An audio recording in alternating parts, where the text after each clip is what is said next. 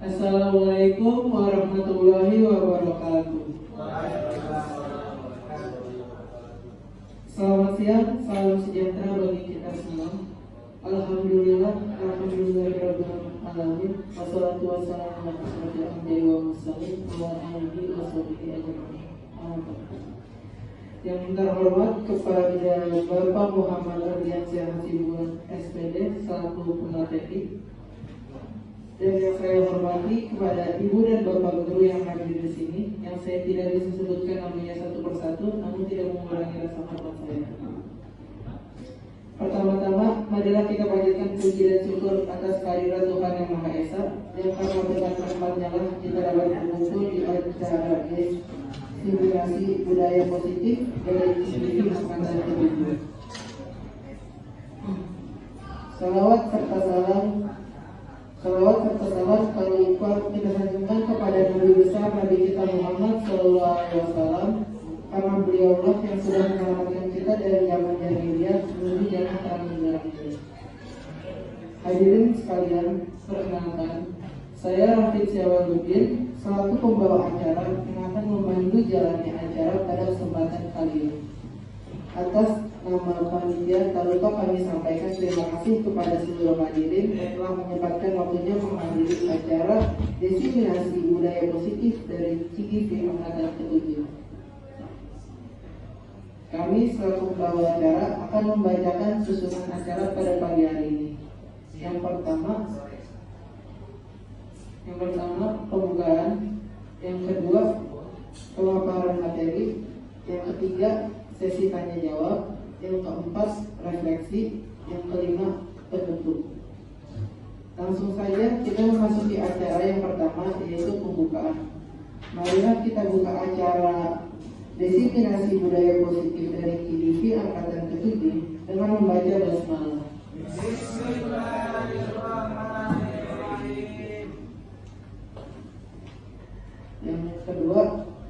Acara yang kedua yaitu materi yang akan dipaparkan oleh Bapak Muhammad Ardiansyah Hasibuan SPD. Kepadanya dipersilakan.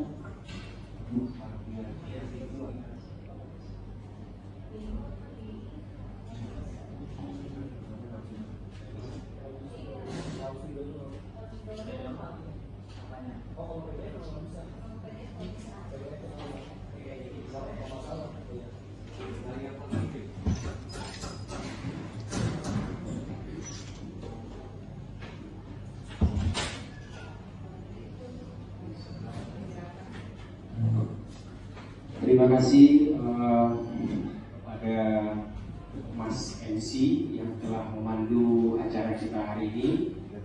Assalamualaikum warahmatullahi wabarakatuh. Selamat sore Bapak Ibu semua yang saya hormati. Terima kasih Bapak Ibu yang sudah berkenan hadir dalam kegiatan kita. Alhamdulillah. Mohon maaf sebelumnya mengganggu waktu istirahat dari Bapak Ibu semua. Tak lupa terima kasih juga waktu yang telah diluangkan untuk dapat belajar bersama nanti dengan saya. Bukan maksud untuk menggurui Bapak Ibu semua, tetapi di sini saya dari calon guru penggerak yang sudah mengikuti pendidikan guru penggerak angkatan ke-7, sudah berjalan 2 bulan Bapak Ibu, dan sudah menghabiskan satu modul, di mana satu modul ini terdiri dari 4 submodul Bapak Ibu, di mana dalam modul yang terakhir ini 1.4 ini saya ditugaskan untuk mendiseminasikan budaya positif di dalam modul itu Bapak Ibu.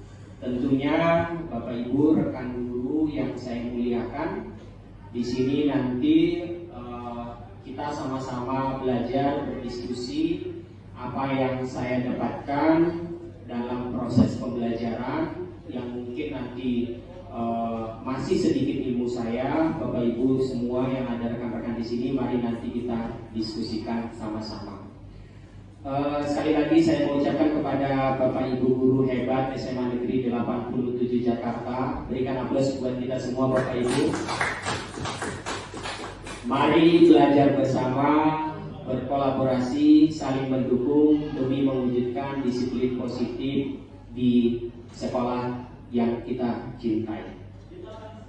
Bapak Ibu, izin di dalam pertemuan kita hari ini kita akan membahas atau kita belajar bersama terkait dengan konsep utama di dalam modul budaya positif yang saya dapatkan dari pendidikan guru penggerak ini, yang mana alhamdulillah sudah 2 bulan berjalan Bapak Ibu, dan akan dilanjutkan nanti di bulan Februari, Maret, April, Mei, dan Juni. Mudah-mudahan dalam kegiatan guru penggerak ini, pendidikan ini dapat berjalan sehingga nanti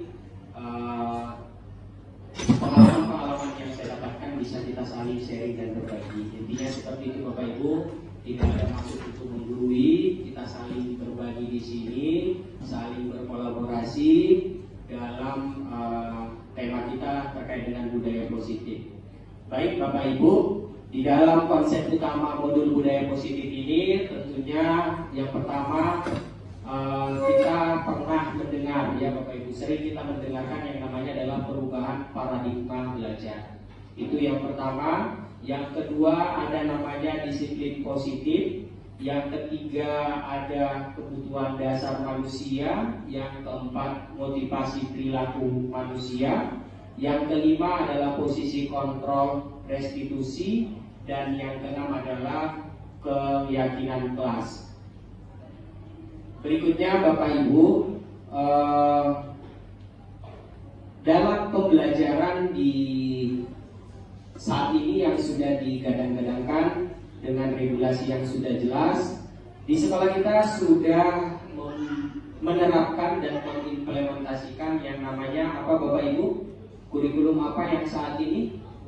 Kurikulum Merdeka. Nah, kurikulum Merdeka ini adalah sebuah paradigma baru Bapak Ibu, yang dilakukan dengan prinsip yang berdiferensiasi, sehingga setiap siswa yang belajar sesuai dengan tahap perkembangan yang mewujudkan profil pelajar Pancasila Bapak Ibu.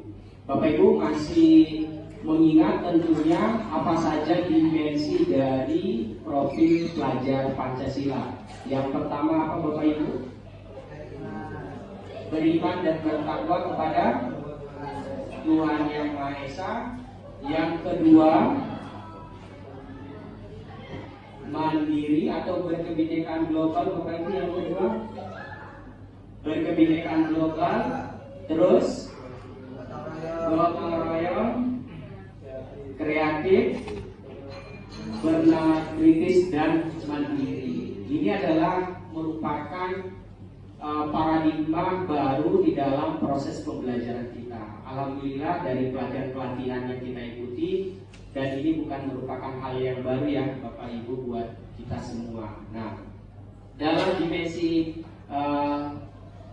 profil pelajar Pancasila ini lebih dikuatkan dengan adanya nanti sebuah produk dari anak-anak ini adalah sebuah proyek ya Bapak Ibu.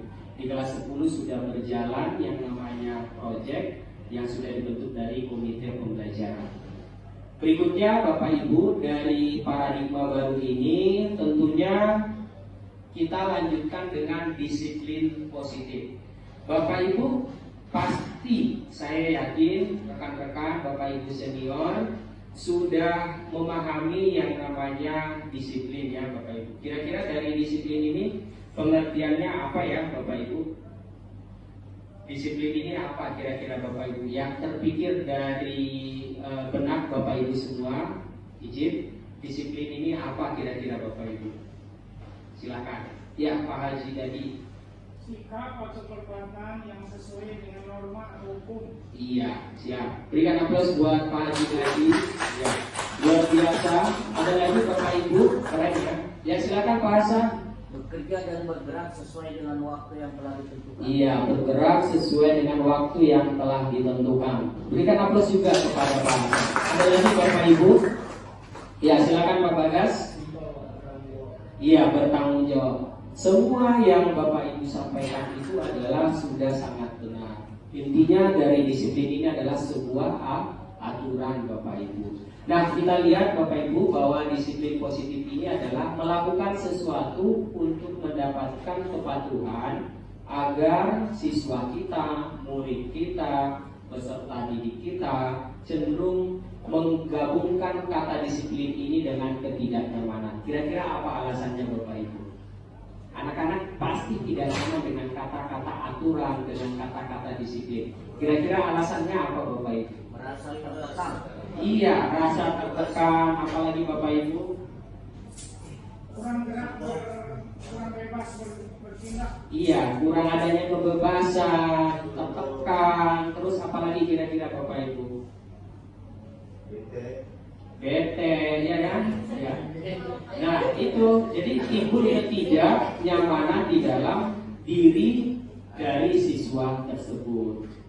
Tapi untuk disiplin ini sangat kita butuhkan, ya, atau kita wajibkan sebagai dasar buat Ananda atau siswa kita dalam mematuhi segala aturan. Kira-kira begitu Bapak Ibu. Nah, dari tadi yang sudah disampaikan, maka dari disiplin positif ini untuk kita selaku pendidik, guru, ya Bapak Ibu, tujuan kita adalah menciptakan anak-anak kita memiliki disiplin diri sehingga mereka dapat berperilaku pada nilai-nilai kebajikan secara universal serta memiliki motivasi intrinsik bukan ekstrinsik.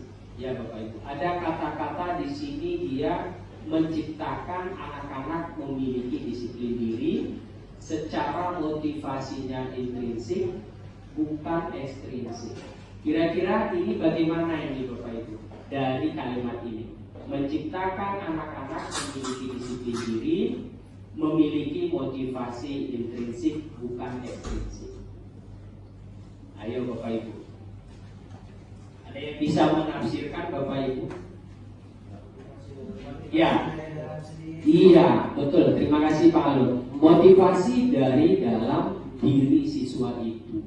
Nah, nanti kita akan membahas bagaimana nih Bapak Ibu kita berkolaborasi sampai saat ini juga saya bagaimana nih anak bisa memiliki motivasi intrinsik ini. Disiplinnya mulai kita bangun dari dirinya Bapak Ibu. Terlihat bahwa contohnya nanti ke depannya kita sama-sama berusaha mencarikan sebuah rumus, mencarikan sebuah strategi dan cara bagaimana untuk motivasi yang sangat sederhana membariskan anak-anak itu langsung baris Bapak Ibu tanpa kita harus ayo baris, ayo sholat, ayo ini gitu Bapak Ibu. Selama ini kan masih kita melihatnya adalah ekstrinsiknya. Dari siapa? Dari luar diri anaknya Bapak Ibu. Dari kitanya berkali-kali menyampaikan, belum ada kesadaran ataupun dari dalam diri anak tersebut.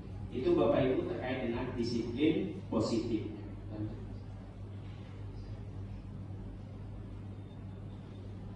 Nah, disiplin positif itu dan nilai-nilai kebajikan itu menurut Ki Hajar Dewantara, kita tahu ya Bapak Ibu, Ki Hajar Dewantara itu siapa ya Bapak Ibu? Tokoh pendidikan. Iya, pelopor pendidikan yang mendirikan dulu apa namanya Bapak Ibu?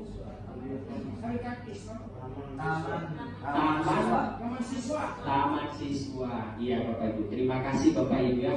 Nah, di sini Ki Hajar Dewantara mengatakan bahwa untuk menciptakan murid yang merdeka, syarat utamanya adalah harus ada disiplin yang kuat. Betul atau salah Bapak Ibu?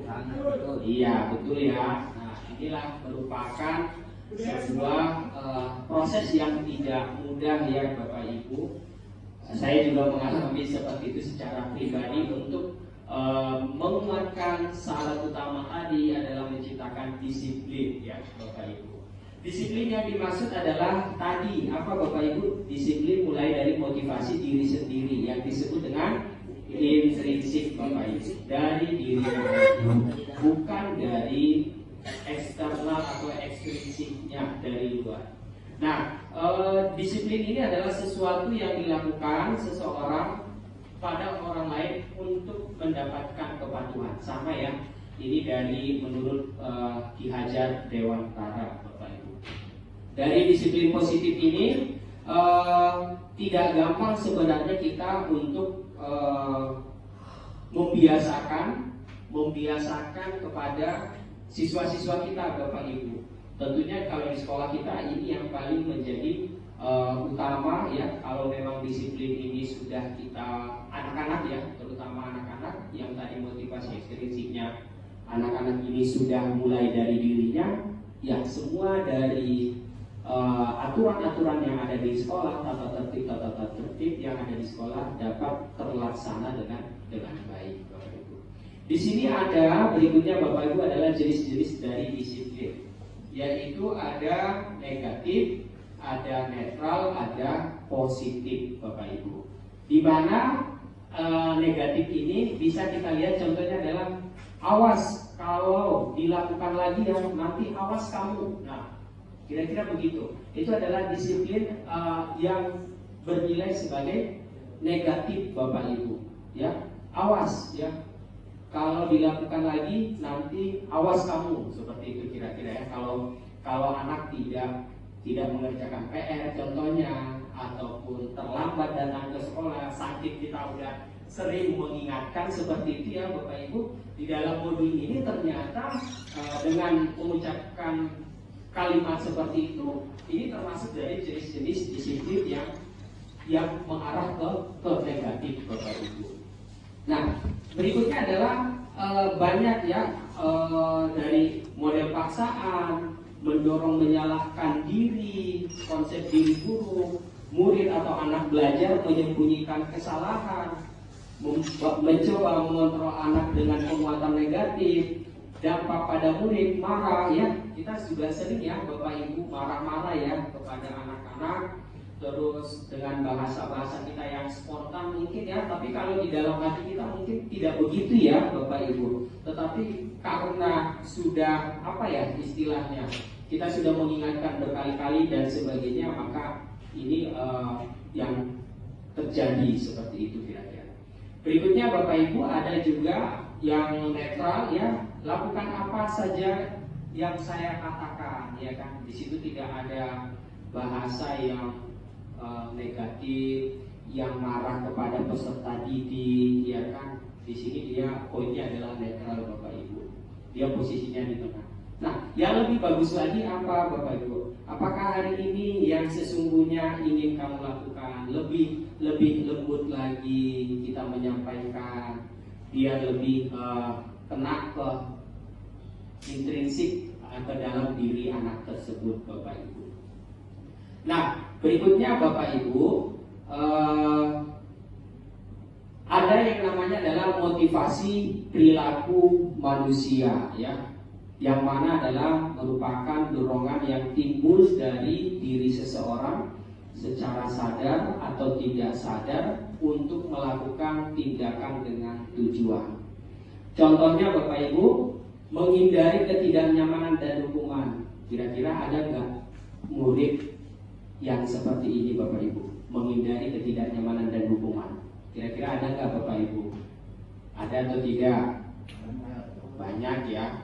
Murid melakukan disiplin diri karena ia takut dihukum. Nah, ya kan, menghindari ketidaknyamanan dan hukuman. Murid ini melakukan disiplin ini seakan-akan karena takut dihukum, ya kan? Intrinsik atau ekstrinsik, Bapak Ibu? Iya. Dengan alasannya apa, Bapak Ibu? Iya. Kalau tidak ada hukuman, saya tidak mau disiplin. Kira-kira begitu. Kalau saya disiplin, saya tidak dihukum, gitu ya, Bapak Ibu. Ini adalah merupakan motivasi ekstrinsik. Berikutnya adalah Bapak Ibu mendapatkan imbalan atau penghargaan dari orang lain. Contohnya, murid melakukan disiplin diri karena ia ingin mendapatkan imbalan atau hadiah. Ini kira-kira merupakan motivasi apa, Bapak Ibu? Iya, saya ingin melakukan disiplin sudah ditugaskan oleh Pak Jun, contohnya ada salah satu anak, Pak Jun menjanjikan kalau kamu disiplin nanti Pak Jun akan kasih hadiah, ya kan? Berarti karena hadiah itu maka dia melakukan apa Bapak Ibu? Disiplin. Nah, berarti motivasinya adalah ekstrinsik. Ini belum tepat Bapak Ibu. Nah, berikutnya adalah ini Bapak Ibu, yang paling tepat adalah menghargai nilai-nilai kebajikan diri sendiri. Murid melakukan disiplin karena sadar. Nah, ini nih, sering mendengarkan kata-kata sadar ini dari Pak Haji. Jadi kalau kita ngobrol di masjid dengan Pak Jun gitu ya, kesadaran ini ya Pak Jun ya, dengan Pak Haji Dadi ya, kalau kita ngobrol terkait dengan disiplin anak, ternyata ketika saya mempelajarinya langsung yang teringat di benak saya adalah oh Pak Jun udah menyampaikan seperti ini, ya kan? Pak Haji Dadi udah menyampaikan seperti ini. Inilah hebatnya, inilah kekuatannya kita berkolaborasi dan belajar bersama. Saya dengan Bapak Ibu yang lebih senior, ternyata pas saya pelajari di pendidikan guru penggerak ini sudah ada jauh sebelum saya masuk ke sini sudah disampaikan oleh teman-teman rekan sejawat. Hebat ya Bapak Ibu, berikan aplaus ya. Nah, menghargai nilai-nilai kebajikan diri sendiri. Nah, murid melakukan disiplin karena tadi ada kesadaran akan nilai kebajikan dirinya itu. Ini adalah merupakan motivasi intrinsik ya Bapak Ibu. Nah, inilah yang harus sama-sama kita gotong royong, kita kolaborasikan. Bagaimana ini nanti ke depan ya kan Bapak Ibu, kita bergerak bersama ya, bergerak bersama dengan nilai-nilai kebajikan dari diri siswa ini menjadi sebuah budaya positif di SMA Negeri 87 Jakarta. Kalau ini sudah ada Bapak Ibu, kita selaku guru juga nanti tenang-tenang saja. Artinya ketika ada sholat atau kegiatan yang lain atau seperti apa, semua sudah menjalankan disiplin dengan baik. Kita pun dalam melaksanakan tugas sehari-hari tidak fokus lagi dengan hal-hal yang memang mendisiplinkan atau 1-2 orang anak yang mengganggu nanti terkait dengan anak yang sudah disiplin dengan yang lainnya. Seperti itu Bapak Ibu. Berikutnya Bapak Ibu, tadi kita dari motivasi perilaku manusia, tentunya ada teori motivasi, hukuman, penghargaan, dan restitusi. Nah, kita kupas satu-satu Bapak Ibu. Ada yang namanya adalah teori motivasi. Teori motivasi ini adalah untuk menghindari ketidaknyamanan atau hukuman untuk mendapatkan imbalan atau penghargaan dari orang lain untuk menjadi orang yang mereka inginkan dan menghargai diri sendiri dengan nilai-nilai yang ada pada mereka yang dipercayai. Ini tadi contohnya sudah kita lihat ya Bapak Ibu. Nah, ini dari menghindari ketidaknyamanan ya seperti itu, atau hukuman seperti itu. Kira-kira Bapak Ibu, hukuman itu diberikan kepada anak siswa yang melakukan kesalahan atau melanggar disiplin ini, kira-kira dari sudut pandang Bapak Ibu ini maksudnya adalah tindakan yang benar atau tindakan yang salah Bapak Ibu kira-kira? Benarnya kenapa Pak Alun? Silakan. Karena tidak mentaati aturan. Berikutnya ada lagi Bapak Ibu? Ya silakan Pak Haji Dadi. Untuk menimbulkan efek jerah. Menimbulkan efek jerah. Depan kita patuh kepada aturan. Ya, patuh terhadap aturan. Nah, oke Bapak Ibu, nanti kita lanjutkan untuk di jawaban dari Bapak Ibu nanti untuk di slide berikutnya. Nah, untuk di sini ada yang namanya adalah hukuman ya. Nah, hukuman adalah sebuah cara untuk mengarahkan sebuah tingkah laku agar sesuai dengan tingkah laku yang berlaku secara umum. Tentunya kalau melakukan kesalahan ada konsekuensinya, betul ya Bapak Ibu ya? Ada sebab akibatnya ya, ada akibatnya dari sesuatu perbuatan ya kan? Terus ada konsekuensinya. Berikutnya ada yang namanya adalah penghargaan ya Bapak Ibu. Penghargaan adalah efektif jika kita menginginkan seseorang melakukan sesuatu yang kita inginkan dalam jangka waktu tertentu. Jika kita menggunakan penghargaan lagi dan lagi, maka orang tersebut akan bergantung pada penghargaan yang diberikan serta kehilangan motivasi dalam dirinya sendiri.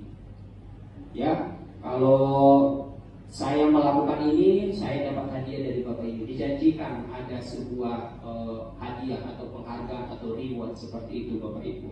Jadi itu hanya jangka pendek saja Bapak Ibu. Disiplinnya hanya bertahan tidak lama. Yang kita butuhkan adalah ini dia be continue dan long time ya Bapak Ibu, waktu yang panjang. Nah, berikutnya dari teori motivasi, hukuman, penghargaan ada yang namanya apa Bapak Ibu? Apa Bapak Ibu kita ulang? Restitusi adalah proses menciptakan kondisi bagi murid untuk memperbaiki kesalahan mereka sehingga mereka bisa kembali pada kelompok mereka dengan karakter yang lebih kuat dan lebih baik. Inilah Bapak Ibu yang memang untuk restitusi ini adalah yang lebih baik. Ini tidak jangka pendek Bapak Ibu untuk restitusi ini. Ketika anak karakternya sudah kuat, ibaratnya sebuah fondasi, maka ini akan bisa untuk jangka waktu yang lebih panjang lagi di dalam penanaman disiplin anak-anak Bapak Ibu. Berikutnya Bapak Ibu, kita lihat bahwa kalau hukuman itu menyakitkan, betul atau salah Bapak Ibu? Iya betul, kita memberikan hukuman ya kan. Pak Bagas memberikan hukuman push up ya, padahal itu maksudnya tidak menyakitkan ya kan. Kalau di dalam PJOK dengan hukuman seperti itu ya ada dampak ke dalam dirinya ya, dalam kesehatannya. Nah, berikutnya adalah untuk hukuman ini adalah tadi menyakitkan, tidak nyaman, murid takut ya kan, melihat Pak Julo, melihat tuh kan, oh, Bapak ini menghukum saya karena saya tidak membawa tugas praktek kelistrikan contohnya seperti itu. Maka muridnya takut. Nah, terus apa? Ada unsur memaksa ya kan, kalau ada hukuman ini dipaksa ya seperti itu. Berikutnya adalah murid menyembunyikan kesalahan. Berikutnya Bapak Ibu, dari hukuman kita ke penghargaan. Nah, penghargaan tidak efektif dengan alasan tadi apa Bapak Ibu? Waktunya ya tidak bertahan dengan lama. Sampai kapan kita bisa memberikan reward? Pak Bagas, kalau kamu disiplin, saya berikan es krim. Sampai kapan Pak Bagas bisa traktir anak es krim? Seperti itu, atau Bapak Ibu yang lain kan? Jadi ini tidak bertahan dengan waktu yang lama. Padahal kita pengennya waktu yang lama Bapak Ibu. Nah, merusak hubungan ya kan, sifat iri gitu ya kan, dilihat anak yang satu, anak yang satunya lagi, jadi ada perbandingan Bapak Ibu. Mematikan kreativitas ya kan, mematikan kreativitas anak itu sendiri. Kalau saya tidak kalau saya disiplin dapat penghargaan. Menghukum dengan sistem ranking ya kan Bapak Ibu. Ini juga di dalam pembelajaran saya di CGP juga, ini juga tidak dianjurkan juga ya Bapak Ibu, seperti itu dari para fasilitator yang telah membersamai calon guru penggerak. Berikutnya adalah merampas hak merampas hak dari siswa itu sendiri dan tidak menghargai dirinya. Berikutnya Bapak Ibu, setelah penghargaan ada namanya konsekuensi ya. Nah, penguatan jangka pendek, perlunya monitoring berkelanjutan, stimulus dan respon, murid menghormati peraturan. Berikutnya menghilangkan waktu untuk merenungi kesalahan. Lanjut Bapak Ibu, di sini ada restitusi. Nah, ini yang menjadi harapan kita Bapak Ibu semua. Mari kita bergerak bersama. Murid lebih bertanggung jawab untuk berperilaku ya Bapak Ibu. Jadi kalau sudah kita terapkan yang namanya restitusi nanti, maka murid kita secara nyata seperti itu akan lebih bertanggung jawab perilakunya dengan waktu yang lebih panjang.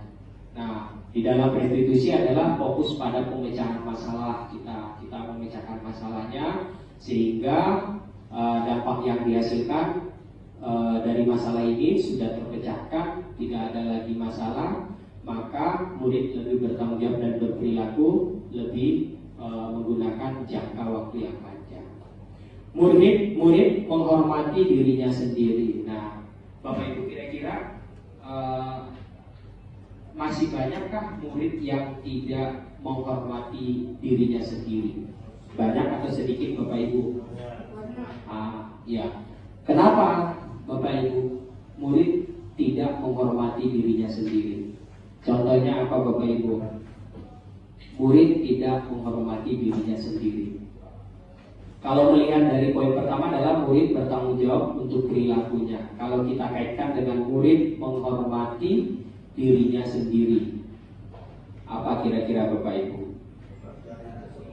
Iya, betul, tidak mengerjakan PR yang tidak rapi, berarti secara tidak langsung murid itu apa Bapak Ibu? Tidak menghormati dirinya sendiri, ya kan Bapak Ibu?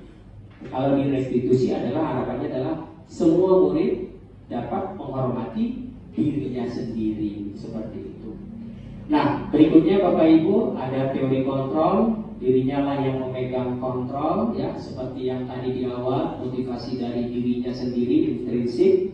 Terus yang berikutnya adalah murid bersemangat memperbaiki kesalahan-kesalahannya. Nah, inilah dari unsur-unsur dari restitusi ini yang sama-sama nanti Bapak Ibu pelan demi pelan mari kita gotong royong bergerak bersama. Murid bersemangat untuk memperbaiki kesalahannya. Nah, berikutnya Bapak Ibu, kita ketahui bahwa ada 5 kebutuhan dasar menurut teorinya Maslow, ya Bapak Ibu. Yang pertama apa Bapak Ibu? Bertahan hidup, ya. Semua kita manusia memiliki kebutuhan dasar manusia. Yang pertama adalah bertahan hidup. Ya, kalau kita tidak bisa bertahan hidup, tentunya kita akan lawan hidup adalah mati Bapak Ibu. Kita memerlukan apa? Sandang dan pangan, ya Bapak Ibu. Nah, berikutnya yang kedua, kasih sayang dan rasa diterima, ya. Ini juga merupakan kebutuhan dasar manusia. Kekuasaan termasuk Bapak Ibu kebutuhan dasar manusia? Termasuk. Kebebasan? Termasuk juga. Kesenangan? Iya. Adakah Bapak Ibu kita semua yang ada di sini ya kebutuhan dasar manusia? Oh, saya tidak senang gitu ya, tidak mau senang gitu ya, tidak mau merasakan kesenangan, ya kan? Nah, ini menurut dari teori Maslow, ya, terkait dengan kebutuhan dasar manusia. Berikutnya Bapak Ibu, dari 5 posisi kontrol dari restitusi itu adalah kita yang mana ini Bapak Ibu, ya kan? Apakah kita si penghukum, ya kan? Apakah kita si pembuat rasa bersalah? Apakah kita menjadikan teman kita sebagai teman kepada murid kita, atau sebagai pemantau, atau sebagai manajer? Nah, ya Bapak Ibu ada 5 posisi kontrolnya ya Bapak Ibu, ya. Penghukum, ya kan? Pembuat rasa salah, teman, pemantau, atau kita manajer. Nah, kita perhatikan Bapak Ibu semua, di dalam 5 posisi kontrol dari restitusi ini, penghukum ini adalah seorang penghukum bisa menggunakan hukuman fisik maupun verbal, ya. Kira-kira kalau verbal ini gimana nih? Anak ini hukuman verbal ini kira-kira gimana? Contohnya Bapak Ibu. Dimarahin terus, dimaki-maki terus, diomelin terus. Iya, kira-kira adakah di antara kita Bapak Ibu? Oh iya. Nah, di sini dari 5 posisi kontrol ini si penghukum ya kan senantiasa mengatakan bahwa sekolah memerlukan sistem atau alat yang dapat lebih menekan ya. Di sini ada kata-kata menekan murid lebih dalam lagi ya. Diomel-omelin, gampang terlambat, diomel-omelin, dimarah-marahin, ya kan, dikata-katain, atau bahkan dihukum fisik sama Pak Bagas ya kan. Nah, ini disinilah 5 posisi kontrol kita selaku guru Bapak Ibu. Nah, kita di posisinya yang mana saat ini? Nah, berikutnya ada yang namanya adalah pembuat orang merasa bersalah. Pada posisi ini biasanya guru akan bersuara lebih lembut. Pembuat orang merasa bersalah akan menggunakan keheningan yang membuat orang lain merasa tidak nyaman, bersalah, dan rendah diri. Kira-kira contohnya apa ini Bapak Ibu? Pembuat orang merasa bersalah. Apa kira-kira Bapak Ibu? Ciri-cirinya adalah suaranya lembut, ya kan? Biasanya guru akan bersuara lembut. Pembuat orang merasa bersalah akan menggunakan keheningan yang membuat orang lain merasa tidak nyaman, bersalah, minder, dan sebagainya. Kira-kira ini gimana ini Bapak Ibu? Ada yang bisa memberikan sebuah kasus kecilnya, kasus sederhananya atau contoh sederhananya? Silakan Pak Bagas. Di kelas suasananya berisik, terus tiba-tiba ketika gurunya itu setelah kita angkat tiba-tiba dia sejenak hening, dan akhirnya siswa itu merasa kayak kok diam, akhirnya dia kayak merasa bersalah seperti itu. Tapi akhirnya dari diri sendiri sudah mulai melihat kalau misalkan dia ngobrol dengan teman pada saat lagi materi itu bersalah. Oke, terima kasih Pak Bagas. Ada lagi Bapak Ibu, pembuat orang merasa bersalah. Pada posisi ini, saya ulangi kembali, biasanya guru akan bersuara lebih lembut, ya kan? Pembuat orang merasa bersalah akan menggunakan, ya kan? Menggunakan sebuah keheningan yang membuat orang lain merasa tidak nyaman, bersalah, atau rendah diri. Kalau tadi kan udah jelas ya, kalau si penghukum ini ya, Bapak Ibu ya, dikata-katain terus anak-anaknya, ya kan? Kalau si pembuat orang merasa bersalah ini seperti apa Bapak Ibu? Memberikan renungan kepada siswa dan memberi contoh seorang yang tidak sempurna tapi dia berprestasi, misalnya nggak punya kaki, dia pandai berbuat, sehingga anak-anak itu merasa saya yang lengkap seperti ini kok tidak seperti itu. Ya. Beri contoh. Ya, terima kasih Pak Bagas dengan Pak Haji Dadi, berikan aplaus ya. Nah, ini terkait dengan pengalaman Bapak Ibu mungkin atau temuan-temuan di kelas dari pengamatan Bapak Ibu. Apa yang Bapak Ibu sampaikan tadi dengan Pak Haji Dadi, ya benar ya Bapak Ibu, seperti itulah dari 2 posisi kontrol ini adalah si pembuat orang merasa bersalah. Berikutnya adalah ada sebagai teman tadi Bapak Ibu. Ini dari ilustrasi gambar ini bisa kita lihat ya. Kalau kita sebagai teman di posisinya adalah guru pada posisi ini tidak akan menyakiti murid, ya kan? Mana ada saya temanan dengan Bu Uci, nggak pernah. Mungkin ya Bu ya, kita saling menyakiti gitu ya kira-kira. Terus saya berteman dengan Pak Suhadi ya. Begitu pula dengan di sini, teman ini adalah guru pada posisi ini tidak akan menyakiti murid, ya kan? Namun akan tetapi berupaya mengontrol murid melalui persuasi. Posisi teman pada guru bisa negatif ataupun positif. Positif di sini berupa hubungan baik yang terjalan antara guru dan murid. Ada nggak kira-kira kita Bapak Ibu dari contoh ketiga ya, dari posisi kontrol dari restitusi, yaitu sebagai teman kepada siswa kita ya Bapak Ibu. Contohnya apa Bapak Ibu? Dari pengalaman Bapak Ibu semua,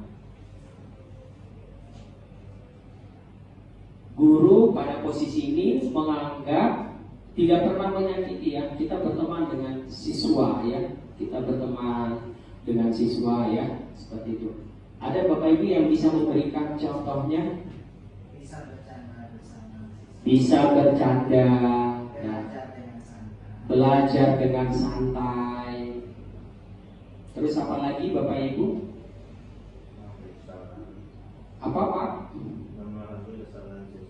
Memahami kesalahan siswa. Nah, ya, terima kasih Pak Alun dengan Pak Sriono. Saya menambahkan lagi. Di sini tadi ada kata apa tadi Pak Alun? Kita bisa bercanda, belajar bersama, ya kan, Bapak Ibu. Tetapi di sini juga kita selaku guru, kita menganggap murid ini sebagai teman juga harus bisa memposisikan posisi kita dengan siswa ini adalah temannya, tidak berlebihan, Bapak Ibu. Jadi hubungan dengan siswa atau murid ini adalah dijalin dengan baik, dengan mengarah ke nilai-nilai positif, Bapak Ibu. Ya, seperti itu. Berikutnya yang keempat adalah monitor atau pemantau. Di sini adalah memonitor atau pemantau, mengawasi. Pada saat kita mengawasi, kita bertanggung jawab atas perilaku orang-orang yang kita awasi. Posisi pemantau berdasarkan pada peraturan-peraturan, konsekuensi dengan menggunakan sanksi konsekuensi, kita dapat memisahkan hubungan pribadi kita dengan murid sebagai seseorang yang menjalankan posisi pemantau. Kita juga di dalam posisi kontrol ini, kita juga selaku guru tadi itu adalah sebagai tugasnya adalah monitor, ya Bapak Ibu, pemantau dan mengawasi. Nah, tapi Bapak Ibu, yang saya dapatkan dari pendidikan guru penggerak ini, dari 1 sampai dengan 4 ada yang paling bagus Bapak Ibu, paling bagus, yaitu apa Bapak Ibu? Manajer, Bapak Ibu, manajer. Posisi manajer ini adalah posisi mentor, ya kan, mentor.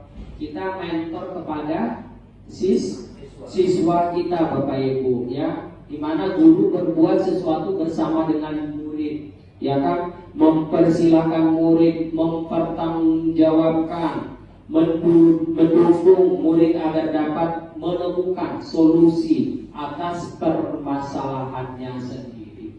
Kira-kira kenapa Bapak Ibu tadi yang saya sampaikan bahwa posisi kontrol yang manajer ini yang paling bagus untuk diterapkan? Kenapa Bapak Ibu?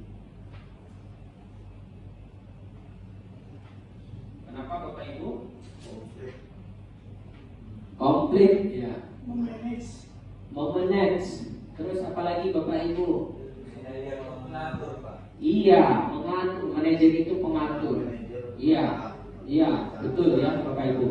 Bapak Ibu yang Bapak Ibu sampaikan sangat luar biasa, bahwa kita lihat kalau manajer itu gimana dia bisa memanage tadi ya Pak Jun ya, dalam sebuah perusahaan, ya kan Bapak Ibu, dengan berjalan dengan baik sesuai dengan standar-standar prosedur seperti itu. Nah, inilah yang memang diharapkan dari modul yang saya pelajari Bapak Ibu.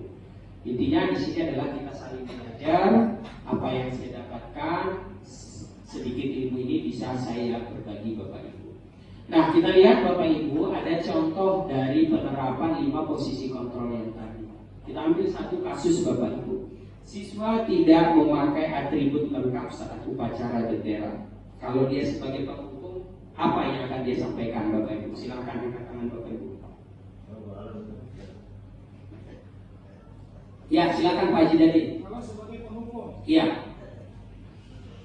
maka dia akan bertindak tegas dan menjas anak itu, Iya. memberikan hukuman fisik, misalnya push up atau suruh ganti pakaian. Iya. Kira-kira, ya betul ya Pak Haji Dadi ya. Berikan aplaus ya buat Pak Haji Dadi, betul. Nah, kira-kira ada yang bisa memperagakan nggak Bapak Ibu? Nah, kalau dia sebagai penghukumnya. Nah, contoh kasusnya adalah siswa tidak memakai atribut lengkap saat upacara bendera. Di sini sudah ada clue-nya saya buat Bapak Ibu. Kalau kita selaku penghukum ya kan, bagaimana ya? Tadi kan dari sikapnya ngomel-ngomelin, ngata-ngatain, marahin anak, seperti itu ya Bapak Ibu. Langsung digewer, Pak. Oh, itu sudah baik fisik ya. Iya, menghukum ya. Kalau penghukum itu kira-kira seperti ini bahasanya ya, Bapak Ibu ya. Tapi patuhi ya aturan sekolah ya, gitu ya. Kira-kira dengan mimik yang marah ya kan. Lalu berdiri di depan gitu ya. Seperti itu Bapak Ibu. Kira-kira ini adalah contoh yang sederhana, singkat, tetapi ini mungkin ya saya ya kita semua juga pernah ya tanpa sadar atau spontan di posisi 5 posisi kontrol ini kita lakukan Bapak Ibu ya kan. Berikutnya adalah itu yang menghukum, yang kedua adalah membuat rasa bersalah ya. Kira-kira seperti ini Bapak Ibu. Gimana? Ada yang bisa baca Bapak Ibu? Silakan. Yang untuk membuat rasa bersalah. Ya silakan Bu Dia. Yang belajar itu makan bakso di kantin. Itu tuh. Makan bakso piringnya Bakso di kantin dan waktu belajar. Iya. Nah, di sini Hari Rabu Pak, hari Rabu. Ya, di sini membuat rasa bersalah ini adalah terlihat ya Bapak Ibu dari penghukum dengan membuat rasa bersalah ini. Beberapa kali ibu guru harus memberitahu kamu ya, ibu guru kecewa sama kamu. Jadi ibaratnya kalau kita membuat seperti itu, membuat rasa bersalah, anak itu tanpa secara tidak langsung akan terdetak di dalam hatinya. Oh iya ya, saya membuat salah ini gitu ya. Kalau kita marah-marah ya kayak gitu tadi Bapak Ibu ya. Nah, berikutnya adalah dengan kasus yang sama, siswa tidak memakai atribut lengkap saat upacara bendera. Kita sebagai teman nih, posisi kontrolnya Bapak Ibu. Ayolah, gitu ya kan Bapak Ibu, kita dalam. Ayolah yang tertib, ya kan Bapak Ibu. Tadi juga saya mengiring anak-anak, ya kan Bapak Ibu di atas. Ayo, kita sholat yuk. Ayo, pundaknya sepegang. Ayo. Ada yang mau, ada yang belum, gitu ya Bapak Ibu ya. Seperti itu. Buat guru bangga ya kan, buat diri kamu bangga. Kali ini tidak apa-apa kamu salah ya kan, seperti itu. Tidak apa-apa kamu terlambat hari ini, besok jangan terlambat lagi ya. Ayolah, tertiblah, cepatlah datang ke sekolah, seperti itu kira-kira. Pakailah atributnya dengan lengkap, kan udah tahu upacara. Dari intonasi juga ada perbedaan dari penghukum ke teman ini ya Bapak Ibu ya. Jelas ya Bapak Ibu ya. Nah, berikutnya adalah memantau tadi. Nah, monitoring ya, pengawas. Kamu yang sudah melanggar apa peraturannya dan konsekuensinya apa ya kan. Nah, ini kita ini di tim kesiswaan ini monitoring ya, pemantau. Nah, ada pelanggaran dicatat, konsekuensinya apa sesuai dengan tatib ya kan, seperti itu Bapak Ibu. Nah, yang lebih bagus lagi dari 5 posisi kontrol ini adalah sebagai manajer ya. Apakah kamu tahu kesalahan kamu gitu ya? Kita tanyakan dulu ya. Kira-kira bagaimana kamu akan memperbaiki kesalahan itu? Kita kembalikan dulu kepada anaknya Bapak Ibu. Di sini juga saya Bapak Ibu dari 5 posisi kontrol ini merenungi ya Bapak Ibu kepada saya melakukan refleksi. Saya itu udah bisa nggak sampai ke manajer ini gitu kan? Atau hanya saya sebagai penghukum saja? Iya, jadi membuat saya refleksi, membuat merasa bersalah teman atau pemantau. Tetapi dari fasilitator dan pengajar praktek yang menyampaikan kepada kita pada saat pembekalan di modul ini adalah yang paling bagus itu adalah di posisi manajer itu Bapak Ibu. Nah, kita tanyakan dulu, mungkin dia di rumah ada kendala apa seperti itu ya Bapak Ibu ya. Tadi atributnya tidak lengkap atau dasinya tadi malam atau tadi pagi tidak ditemukan, tidak disiapkan. Kita memberikan gimana caranya kita itu bisa memperbaiki kesalahan si anak ini Bapak Ibu dengan kita sebagai posisi manajer Bapak Ibu. Kira-kira begitu. Ada lagi nggak ya? Oh ada. Nah ini Bapak Ibu contoh ya perbedaan antara hukuman, konsekuensi dan restitusi. Nah, kita ambil contoh kasusnya adalah siswa sering tidak mengerjakan PR, ya kan? Guru menghukum siswa tersebut bisa menghormat bendera, ya kan Bapak Ibu ya? Atau kita suruh lari, ya kan? Ataupun kita kita marah-marahi, sehingga apa, murid jadi takut ya Bapak Ibu ya. Nah ini yang harus kita sama-sama, saya ya dengan Bapak Ibu semua, kita menghindari hal tersebut. Berikutnya adalah konsekuensi juga, ya kan Bapak Ibu. Guru memberikan konsekuensi, contohnya dia tidak mengerjakan tugas ya, atau PR, ya udah dikasih 3 kali lipat, ya kan. Gurunya tegas, siswa menghormati peraturan itu ya. Apa yang dia tidak kerjakan diberikan konsekuensinya.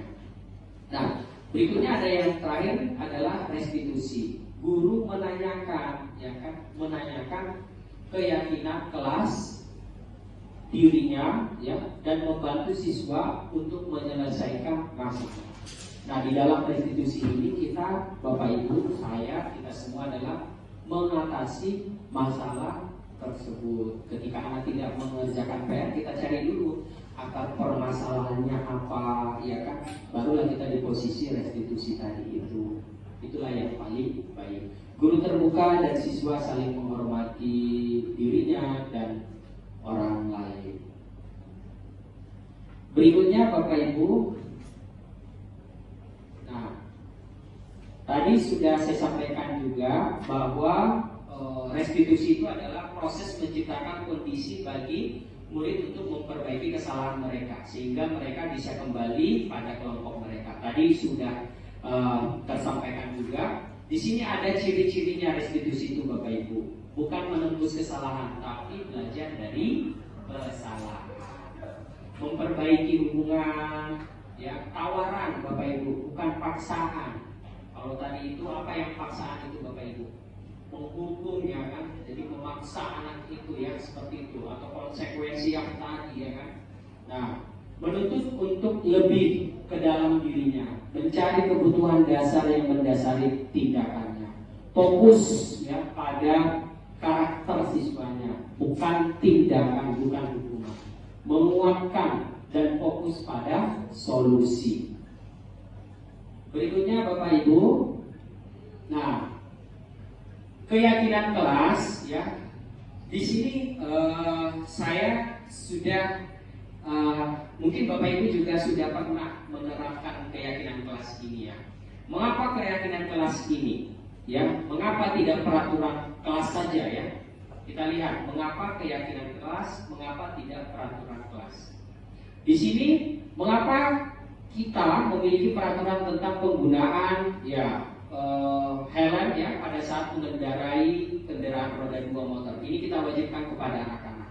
Ya, tentunya ini pada kita lihat pada pengalaman-pengalaman ada siswa ya yang jatuh pada saat berkendaraan. Ini juga sebuah merupakan aturan yang kita sampaikan di luar dari dalam lingkungan sekolah kita agar anak siswa ataupun peserta didik ini selamat ya Bapak Ibu. Berikutnya adalah mengapa kita memiliki peraturan tentang penggunaan masker dan mencuci tangan setiap saat ya. Nah, Bapak Ibu, di dalam keyakinan kelas ini adalah sebuah nilai-nilai kebajikan atau prinsip universal yang disepakati bersama secara universal lepas dari latar belakang suku, negara, bahasa maupun agama.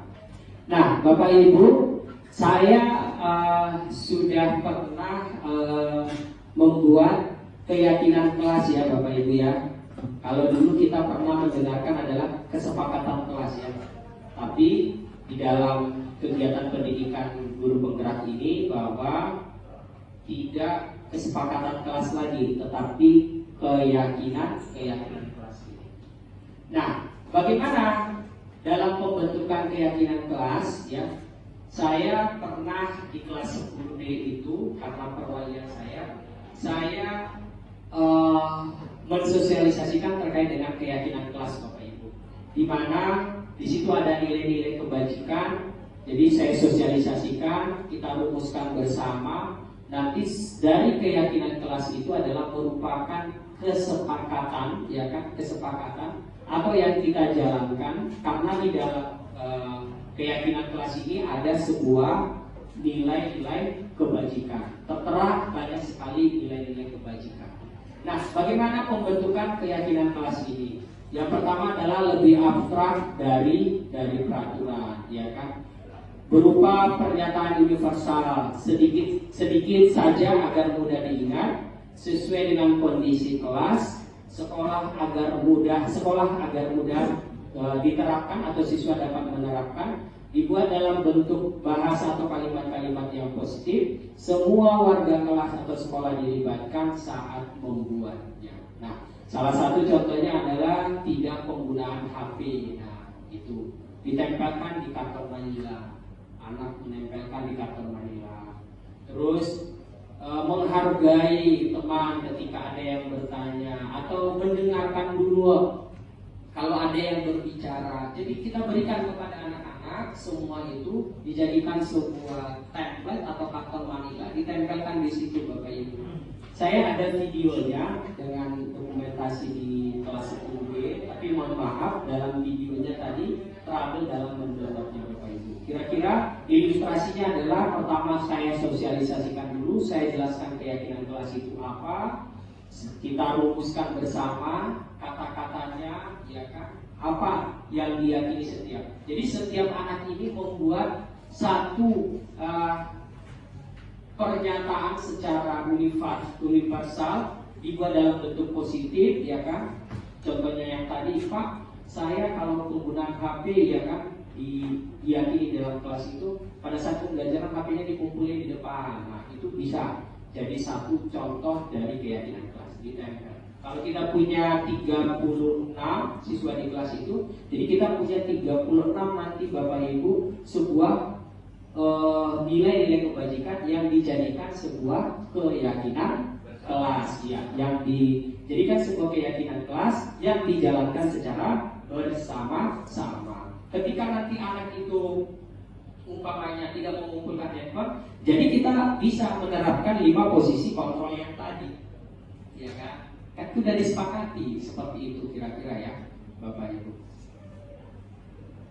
Oke, Bapak Ibu, yang terakhir di sini Bapak Ibu ada namanya segitiga restitusi, ya, segitiga restitusi. Yang pertama adalah kita menstabilkan identitas, berikutnya kita validasi tindakan yang salah, berikutnya adalah menanyakan keyakinan. Seperti itu Bapak Ibu. Di mana kamu tentunya punya kesalahan, mengapa melakukan itu maksudnya kemana Bapak Ibu? Mengidentifikasi, menstabilkan identitas, atau validasi tindakan yang salah, atau menanyakan keyakinan. Bapak Ibu, kira-kira yang pertama, kamu tentunya punya alasan mengapa melakukan itu.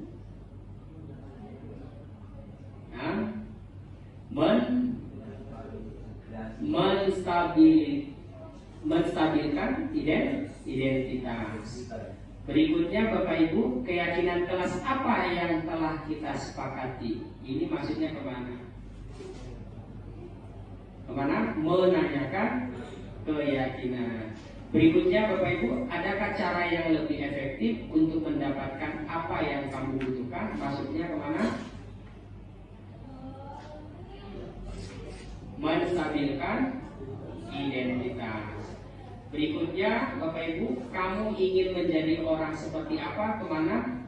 Validasi. Iya, validasi tindakan yang salah. Setiap orang pasti pernah melakukan kesalahan. Berarti ini maksudnya kemana?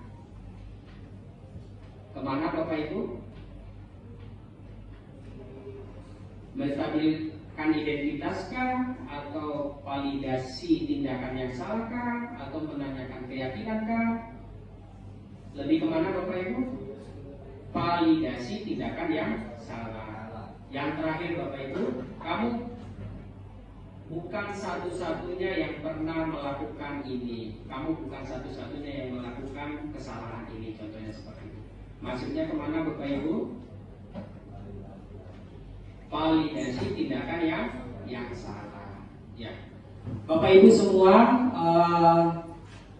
dari yang saya sampaikan, ya kan, mulai dari perubahan paradigma belajar, disiplin positif, kebutuhan dasar manusia, motivasi perilaku manusia, posisi kontrol restitusi, keyakinan kelas, dan segitiga restitusi tadi adalah merupakan sebuah satuan yang tidak terpisahkan dari konsep utama di dalam modul yang saya pelajari berkaitan dengan budaya positif. Itu saja Bapak Ibu yang saya sampaikan. Apa yang saya sampaikan semoga dapat bermanfaat. Tentunya yang kalau ada penyampaian saya yang tidak pas berarti datangnya dari saya, yang salah datangnya dari saya, yang benar datangnya dari Allah Subhanahu wa taala. Untuk sekian dari saya kembalikan kepada MC. Terima kasih Bapak Ibu.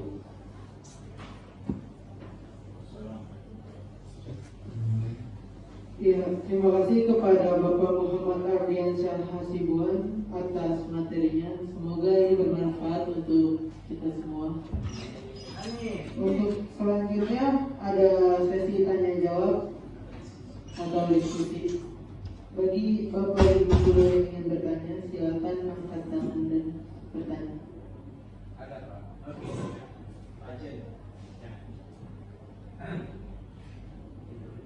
Kepada Pak Ahmad Junaidi, dipersilakan. Ya, terima kasih Pak. Yang saya wakil Pak Adi juga teman-teman semuanya. Pada kesempatan ini ada yang sedikit keraguan dari saya tentang implementasi daripada budaya positif. Ya. Jadi sebetulnya sebelumnya ya, saya sudah pernah tahu itu pemerintah di DKI itu kan mencanangkan sekolah ramah anak. Ya. Sekolah ramah anak itu artinya di dalam suatu sekolah itu jangan ada terjadi pembulian, kekerasan baik itu fisik ataupun mental. Kemudian juga jangan ada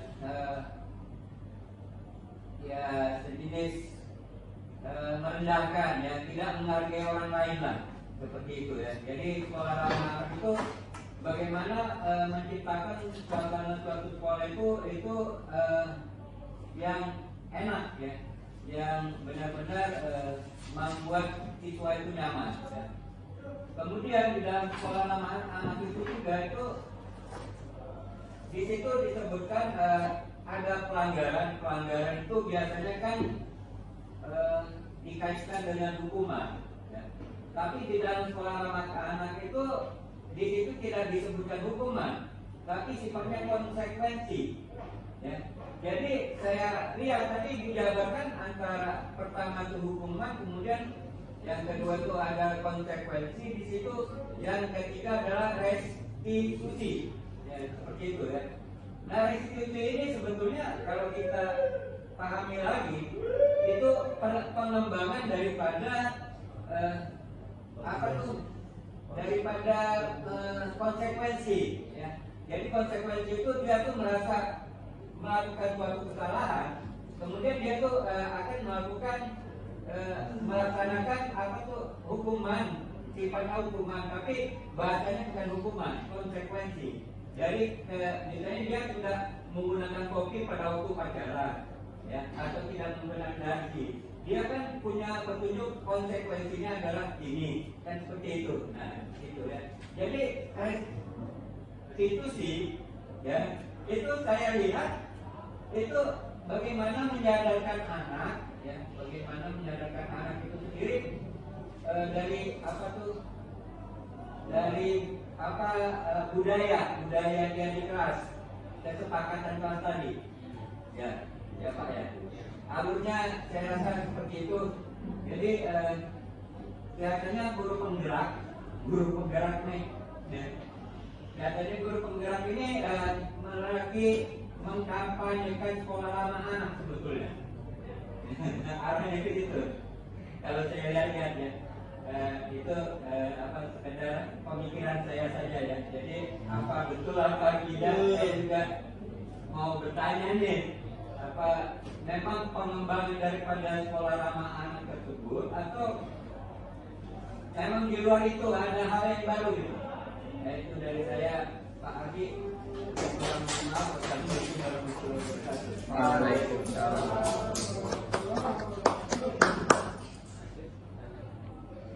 Lanjut. Ya, terima kasih kepada Bapak Ahmad Junaidi untuk pertanyaan yang ditangkap dulu. Selanjutnya ada yang ingin bertanya kembali.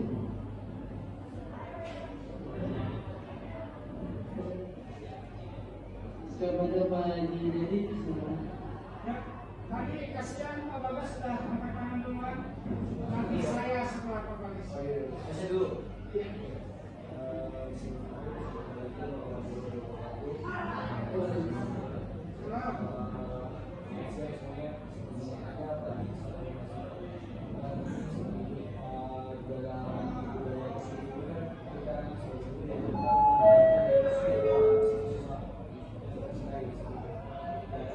Yang saya lihat banyak sekali siswa-siswa ini jika misalkan kita menggunakan sistem pembayaran institusi ya, dan juga misalkan pakai sistem kontrol ya kontrol yang lain itu mungkin karena kita itu belum terlalu siap gitu Pak, siswa-siswa yang anak pada dasarnya anak-anak itu kalau misalkan semakin ini malah semakin mudah seperti itu.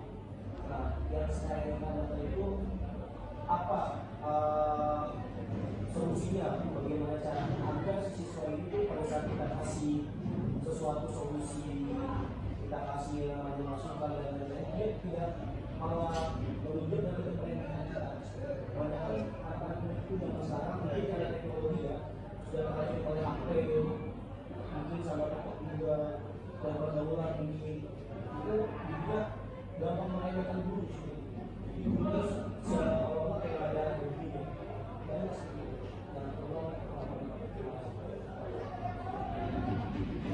Terima kasih kepada Bapak Bagas Piambon SPD untuk pertanyaannya kami tunggu dulu. Selanjutnya kepada Bapak Haji dari Supriyadi SPD, kami silakan. Ya, terima kasih. Assalamualaikum warahmatullahi wabarakatuh. Waalaikumsalam. Yang pertama ada sedikit kaitannya dengan Pak Junaidi, sekolah ramah anak yang diumumkan. Ini merupakan kajian dari pusat bahwa dengan sekolah ramah anak ini banyak orang yang salah arti menyalahkan, jangan bentak anak, jangan kasar sama anak, ganggu, nggak boleh kelas, banyak yang menyalahkan, sehingga dari konsep budaya positif ini lebih dipertajam menurut saya. Intinya sekolah ramah anak juga cuma lebih detailkan, lebih ditajam. Digali lagi. Ya, namun apa yang dikatakan Pak Bagas tadi ini saling berkaitan satu sama lain. Saya melihat ini dari unsur IDA-nya yaitu siswa belum siap kayaknya. Jadi saran saya, pendapat saya harus ada kolaborasi antara pihak sekolah dengan orang tua. Artinya harus sering katakanlah sering berundang orang tua atau diberitahu. Sebab kalau anak itu sudah siap dari rumah, di rumah pun disiplin, di rumah pun teratur, maka sistem manajerial tadi bisa diterapkan dengan baik. Nah yang terjadi anak kita ini ibarat kasarnya bela atau belum ya, susah banget. Melarang pakai HP aja di masjid susah sekali. Kemudian ngobrol, kemudian susah diatur, sampai setiap perubahan susah. Jadi untuk melaksanakan sekolah budaya positif ini bagus banget, tetapi harus juga ada kolaborasi dengan pihak orang tua supaya apa yang dikatakan Pak Bagas tadi, anak-anak minimal lumayan lah bisa diatur. Jadi sistem manajerial yang baik-baik tadi bisa diterapkan dengan baik. Sekarang ini anak dalam kondisi sudah diatur, diketok per diem Pak. Kalau cuma diarahkan saja, susah banget susah. Terima kasih.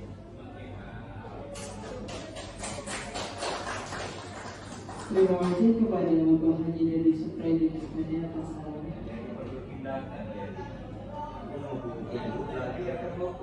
Selanjutnya kepada Bapak Muhammad Agung Syafasinan SPD dipersilakan untuk menjawab.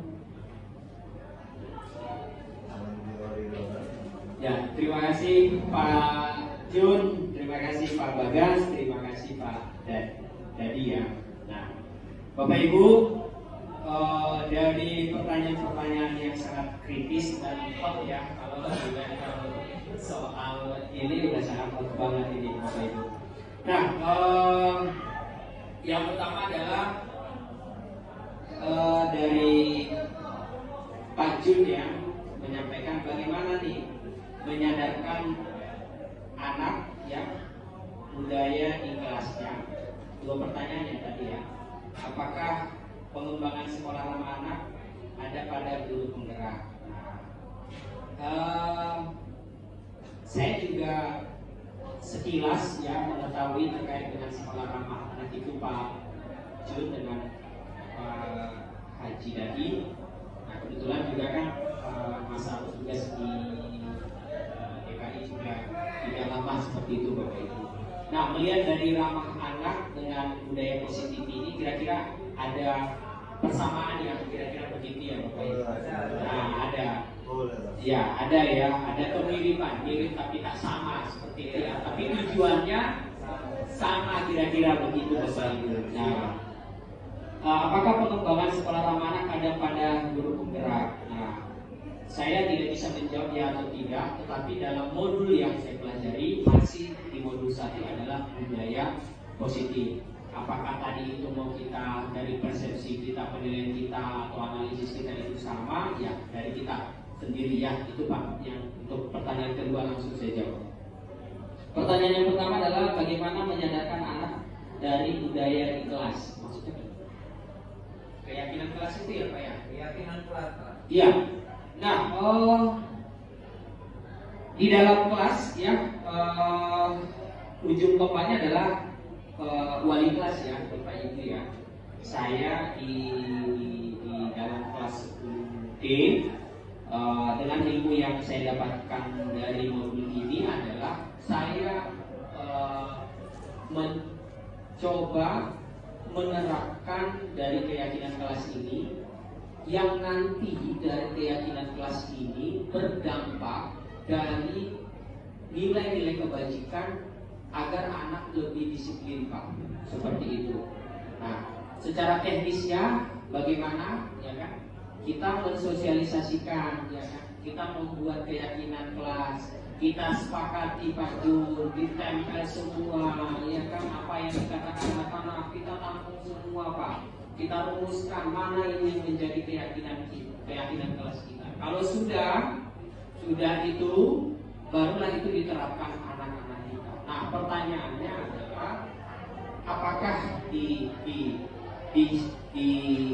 sekolah kita ya seperti itu, apakah secara universal sudah menerapkan itu kitanya. Saya juga baru mempelajari modul itu, jadi membuat saya refleksi Pak Jun.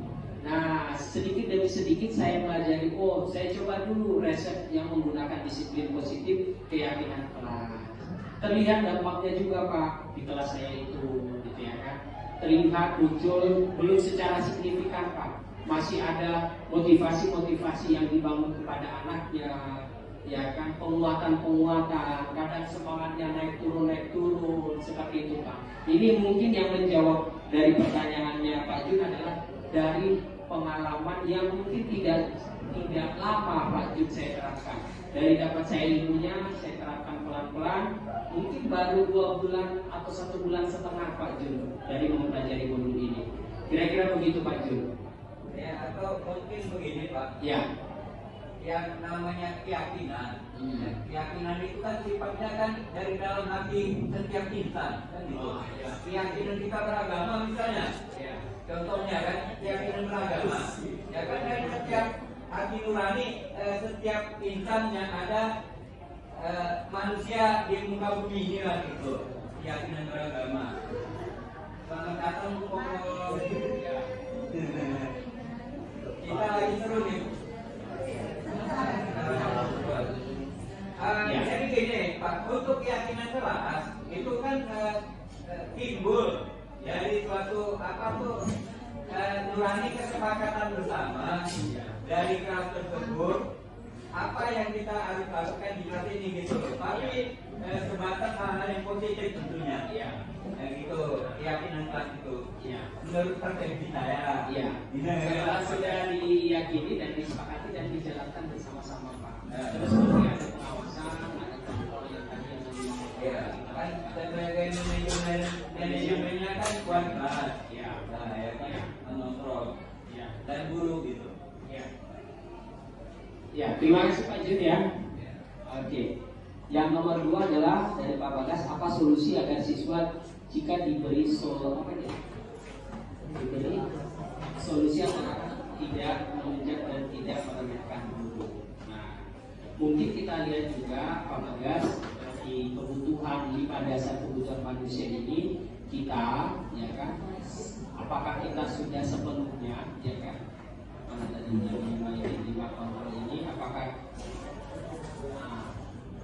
kebutuhan dasar manusia ini menurut Gary Mosler ini apakah kita sudah ya memberikan perhatian gitu ya Pak Bagas ya, rasa diterima agar memang dari anak yang diberikan saran tidak melunjak ya seperti itu Pak Bagas. Jadi kita harus memperhatikan juga kebutuhan dasar dari teori Maslow. Menurut saya seperti itu Pak Bagas.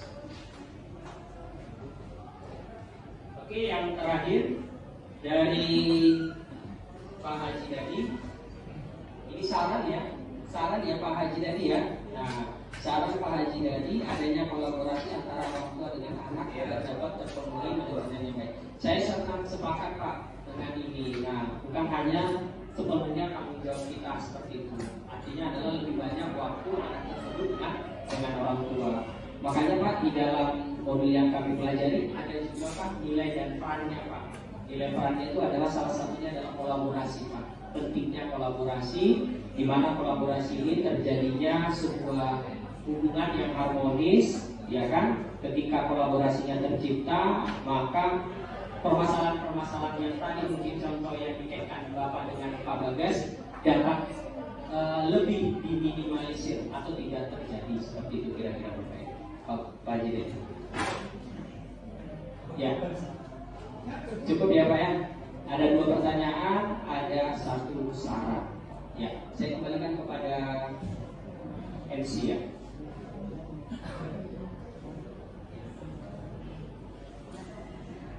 Terima kasih kepada Bapak Muhammad Ardiansyah Hasibuan SPD atas jawabannya. Sampailah kita di penghujung acara ini, yaitu penutup. Kita tutup acara ini dengan membaca Alhamdulillah. Kami selaku pembawa acara memohon maaf jika ada sifat atau tutur kata yang kurang berkenan di hati para hadirin sekalian. Saya Bapak Saudin, kami undur diri.